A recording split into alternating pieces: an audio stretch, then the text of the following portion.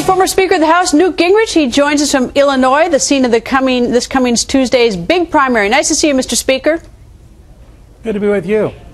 Mr. Speaker, your Southern strategy came up short a bit. You didn't come in first place in Alabama, Mississippi, but you came in second place. I assume as you shift to Illinois, where you are now, there must be some sort of thought on how to change your strategy. So tell me, is your strategy in Illinois different because you got to zero in, you got to win Illinois? Well, no, I think I've got to keep moving forward and talking about big ideas, talking about things like an American energy plan that would return gasoline to under $2.50 a gallon. It's $4.25 in Chicago today, and talk about big solutions to issues we're faced with. And I think that there is a place for somebody who wants to develop the right kind of approaches to create jobs, to balance the budget, to pay off the national debt, and to do things that most Americans want to do. We came in, you're right, we came in second in both Mississippi and Alabama, very, very close, almost a tie in Mississippi. And the fact is the so-called front-runner, Mitt Romney, came in third in both states and got about a third or less of the delegates. So I think that this is still a wide-open nominating process, and we're going to continue to move forward and talk about big solutions. Okay, if you continue coming in second, you'll continue to get delegates, and it will give you more power and muscle when you get to the convention, but it's not going to give you the nomination of 1,144 votes going into the convention. So you have to change your strategy now to start winning these states. So, I mean, continuing just along the big ideas is not going to have you winning. Well, first of all, Greta, look, I think that we have no idea how this is going to work out. We have never seen a nominating process like this in our lifetime. I think it's very possible we're going to be at the end of all of the primaries on June 26th and have nobody at 1,144. And then we're going to have a conversation about who would be the best person to defeat Barack Obama, and equally important, who'd be the best person to solve America's problems and to move us in the right direction. So next week in Louisiana is only halftime. We literally have half of all the delegates left to come. And I think we'll keep picking up delegates. It's a three-way race, I think, at the present time. I'm third among the three, but we're continuing to campaign, continuing to develop ideas. And I have a hunch that, just as has happened in the past, the more we watch Romney and Santorum fight, the more attractive I'll look, and the more I will regain strength as people look at my solutions rather than politics as usual. I don't pretend to be a traditional politician. I'm somebody who wants to really have very large-scale change in Washington. I guess even there's a quote tonight from the dinner, your Lincoln Day dinner, in which you said something like, we cannot win with a normal party. A normal party sort of caught me. What's a normal party, and what did you mean by that? Well, I was outlining the idea of very big ideas. It's a Lincoln Day dinner. I was pointing out that Lincoln was for the Transcontinental Railroad.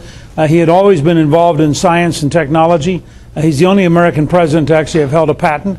And I was pointing out, for example, that we have an opportunity to offer an American energy program which not only makes us independent of the Middle East and means that no American president will ever bow to a Saudi king again. It not only means we'd have $2.50 or less per gallon of gas. It not only means we'd create millions of American jobs, but you could create a debt repayment fund, take the royalties over the next generation from oil and gas, and actually pay off the federal debt if you had the discipline to balance the federal budget, which, as you know, I did for 4 straight years. I'm the only speaker in modern times to have balanced the federal budget. So part of what I'll be campaigning on is let's balance the federal budget, develop American energy, and pay off the national debt. All of that's technically doable now. Well, far be it for me to tell someone how to win a campaign. I've never run for office, but I'm sort of curious. I've stepped back and sort of put myself in your shoes and the other candidates. I think, how would I do it? And going out to a state like Illinois, which has about an 8% Hispanic population. I looked at the demographics of the state. I was thinking, what kind of message? How would I get my message to that population? That's traditionally a Democratic population. In 2008, President Obama won 76% of the Hispanic vote. If you can get 8% in Illinois, that's good. So I'm curious, why should Hispanics in Illinois vote for you in particular? What's your message to them? Well, let's start back with the same message. If you are a typical hardworking Hispanic American and you pull into a gas station tomorrow morning in Chicago and you're paying $4.25 a gallon, a Newt Gingrich plan to get you down below $2.50 is right in your pocketbook. It's right in your family's quality of life. It may well be in your job. If you're an independent trucker or you run a small business, these high prices are really running a risk of driving you out of business. So I think at one level, and we're going to have a roundtable tomorrow with Hispanic leaders here in Illinois, and part of that roundtable is going to be economics. How do we create jobs, and how do we keep taxes low, and how do we get energy costs down so they actually have the money for their family instead of having to pay all of it for gasoline? I think a lot of Hispanics might be a little bit fearful of the Republican Party, that they're trying to, keep them out of the country, some of their relatives who can't be in here illegally. So, combined with the message that you're going to get them $2.50 a gallon of gas, is there some other message you can impart to them to persuade them that they should not vote for President Obama but should vote for you? Well, I think that there's a general agreement among Hispanic leaders that I've made the most serious effort to find a common sense solution on immigration. I'm for controlling the border. I'm for English as the official language of government, but I'm also for modernizing the visa system, for a guest worker program, and for finding a solution for people who've been here a long time. So we've had this kind of conversation all over the country. It's something I'm very eager to continue. The Republican Party has to be prepared to truly become a party of all Americans and to truly reach out to Americans of all backgrounds, whether they're Asian American or they're Hispanic American or African American or Native American. You cannot be a governing majority in the long run unless you try to serve and work with every group in the country. Another demographic or group that's thought to be sewn up by the Democrats is the union vote. Is there anything that any message you want to impart to union members to sort of peel them off President Obama in terms of voting, and why should they vote for you instead? Well, let's say you're a construction union and you're hoping to get those 30 to 50,000 jobs off of the Keystone Pipeline. The President just vetoed your jobs. The construction unions were very heavily in favor of the Keystone Pipeline. But let's say you're an average union member, not a union leader, but a union member. 44% of all union members tend to vote Republican. Some years it's even higher than that. And it comes back again to pocketbook issues. You go out and talk to the average union member. Let's say you're somebody who lives in Chicago, but you have a fishing boat, you got a pickup truck, you like to spend the weekends going somewhere in Wisconsin to fish. You're right now paying an awful lot for gasoline to get there. You'd like the idea of a Gingrich plan for American energy that enables you to have a better weekend and have a little bit of extra money. So if you wanted to, you could also buy some beer on that fishing trip. I think it's a very practical appeal. This is an old-fashioned pocketbook appeal, but I do think that the American energy plan that we're outlining, that people can see at newt.org, and that shows you how we would actually do it, I think that's very appealing to most Americans. And by the way, the White House apparently thinks so too, because they've been attacking me now for a week.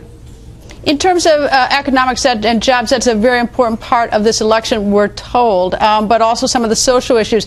Gay American vote is thought to be more a Democratic vote. Is there any message that you can get to a gay American to convince that gay American to vote for you? Gay marriage is very important to the gay population in this country. Is there any way you're reaching out to them to get their vote to say, well, vote for me anyway, and this is why? Look, I think the general policies we have on national security, on taxes, on job creation, there are a lot of areas where we can appeal to people beyond sexual orientation. If the only issue they vote on is gay marriage, then probably they're going to feel uncomfortable, because I believe marriage is between a man and a woman, and I am committed to the classic Christian concept of what a marriage is. But the question is, if that's the only issue they vote on, that's one thing. If it's one of a number of issues, again, you look around the country, this is the worst economy in unemployment since the Great Depression. Gallup indicated that the real number for unemployed, underemployed, and dropped out of work is 19%. We haven't seen anything like that since the Great Depression. There are a lot of folks who are going to look at other issues and say, well, we'll argue about those next time. This time I want somebody who's going to help create jobs. How about if you're in the inner city and nobody's even bothered to go into these horrible neighborhoods of 25% unemployment or 30% to even campaign? How do you get those votes? I mean, if no one's reaching out to the people in those communities and actually actively campaigning, how can you get that vote, or how can you convince those people that you're going to change their lives? I think I was the first Republican candidate to campaign in an African-American church in Columbia, South Carolina. I'm very eagerly talking with a number of African-American leaders, and I'm convinced that when you have 43% black teenage unemployment, there are a lot of church leaders, there are a lot of neighborhoods, there are a lot of folks who want to work with you. When you talk to African-American congressmen, like Tim Scott, Alan West. They'll tell you that they believe there's a real opportunity for Republicans to reach out. Herman Cain is a very strong supporter of mine. I've worked for years with Michael Steele. J.C. Watts is a very strong supporter of mine. I think you can make a case. I've had a more methodical effort to include African Americans in my campaign than any other Republican has. And I think that's a part of this that I'm very proud of. Kyron Skinner, for example, professor at Carnegie Mellon, leading African American intellectual, is very actively for my campaign. Thomas Sowell has actually written 2 columns now endorsing me. So I do think there are a number of people that give us a much broader reach than some of the other candidates.